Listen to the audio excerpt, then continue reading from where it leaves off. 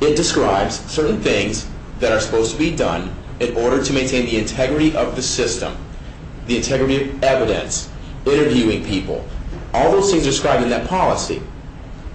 And I wish I had that back when I asked for it, because it would have helped me write a stronger motion in the first place. Because I find out that there are people who were supposed to keep track of people who were interviewed, like those audio tape people that we didn't find out about until I threatened legal action and filed an ethics complaint against Attorney Strelzin and Ayotte. You see, it all wraps together. It's a seamless web, Your Honor, of dishonesty.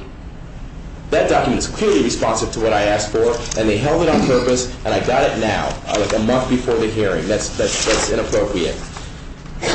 So again, Your Honor, in conclusion, having gone through the... Oh, unless we have any more questions, I'm sorry. No, I think you've addressed the issues as they're outlined.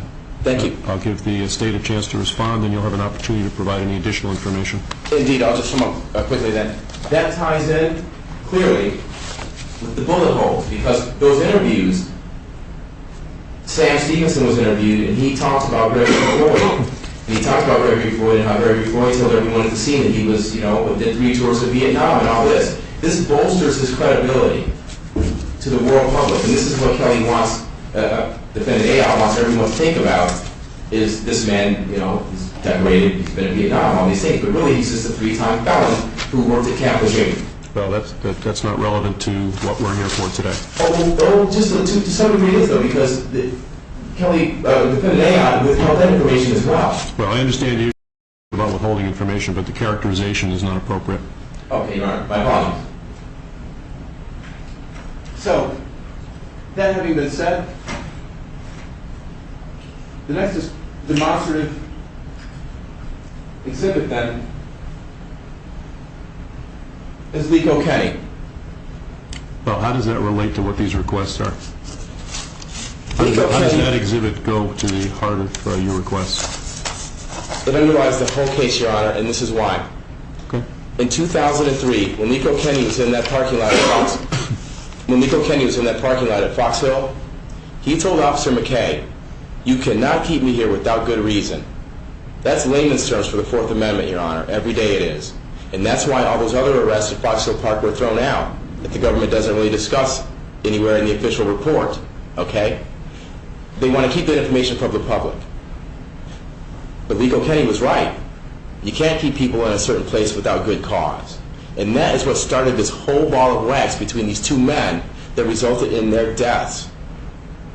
And the continuing nature of withholding information about this case, that's what's going to cause the blood of Liko Kenny and Bruce McKay to spill all over into anyone, and over anyone who has deliberately withheld information about this case. All right. I understand your position, Mr. King. Thank you. Thank you. All right, Ms. Smith.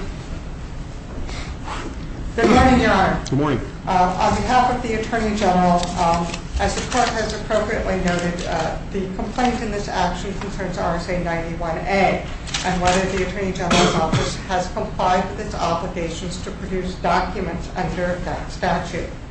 And to the extent that Mr. King disagrees with various decisions or characterizations of evidence by the Attorney General, that information we contend is not relevant for consideration here.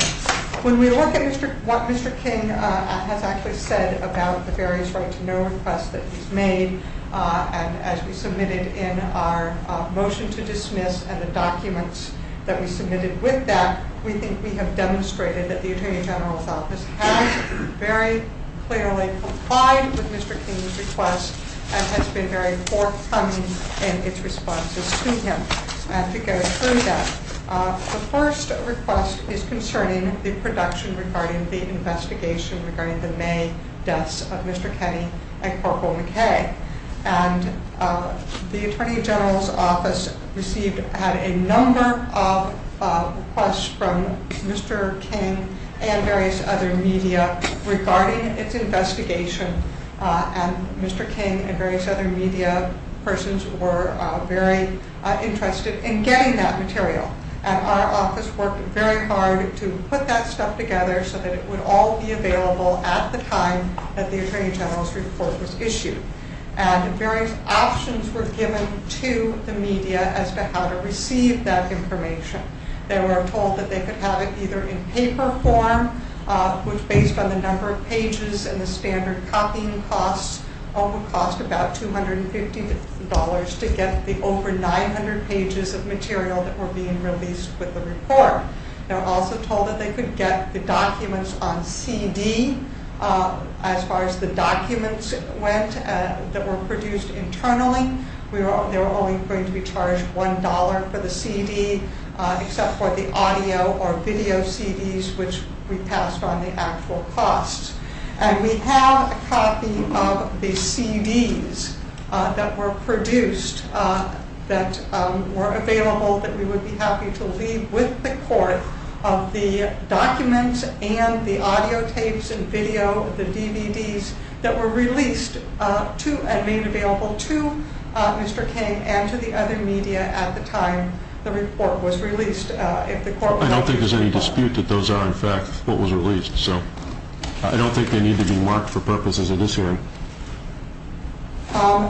In regards to Mr. King's suggestion that the documents have to be online in order to be accessible, because we did offer options to the public and to Mr. King to get these documents, it's relevant that the option was made that people could get them in paper, they could get them in the CD format, or they could come into our office and review them, which would not incur any charges at all.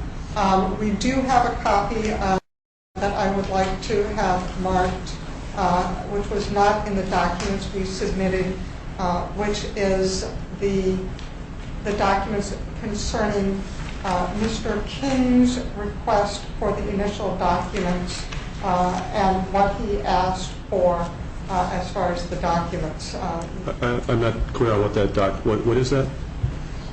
This was Mr. King's request for how... Is that a chronology of the request? Is that what it is? A chronology of the requests? This document is his request for the initial documents, the record of his receipt for payment, showing that he didn't have to pay $250 to get these records. Mr. King, take a quick look at that. Just confirm it's what it says it is. And he can keep that copy. Yeah. I'll mark it for identification for this hearing only. Right, and then I'll go to her characterization of... You'll have a chance to respond. Sure. Right. Let's mark it for the respondent's C? ID, yeah.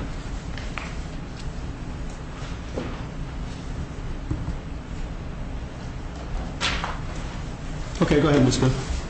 So I think that it is clear that the Attorney General's office has complied with the request to produce documents concerning the investigation. We've made a number of options available for receiving those documents, and we've complied with the obligations under 91A in regards to any individual request. The bottom line is you don't think there's any obligation of the state to put these things online? Correct. That's the bottom line. Okay.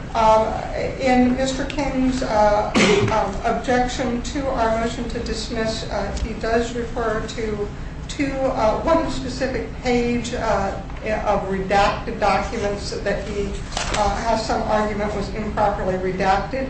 That specific page, and let me just explain, our office has no record of having received his motion, us having received his motion contra to our motion to dismiss. We were able to print it off from an email, but we did not get a mail copy of it. When we received his motion regarding sanctions, we checked again.